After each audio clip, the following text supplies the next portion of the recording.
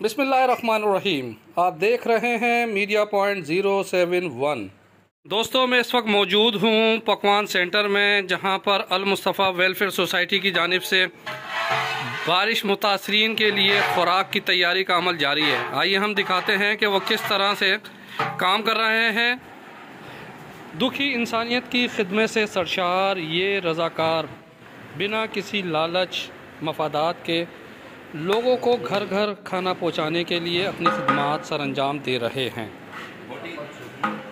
Society Pakistan के सरपरस्त आला हाजी मोहम्मद हनीफ तैयब की हिदायत पे सक्खर में जो है इस्लाम मुतासरीन के लिए जो है खाने का इंतज़ाम किया गया है और कोशिश ये की गई है कि उन जगहों पे पहुंचाया जाए जहां पे खाना नहीं पहुंच रहा और बग़ैर कोई तशहीर के जो है इस काम को हम सरअंजाम देने। सक्खर की हमारी जो टीम है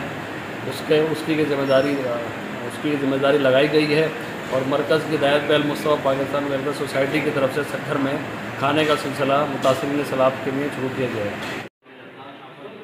हमारे सामने इस वक्त ये अल मुस्तफ़ा वेलफेयर सोसाइटी के रज़ाकार जो कि बारिश से मुतासर अफराद की इमदाद के लिए उन्हें खाने पीने की अशिया पैकिंग कर रहे हैं।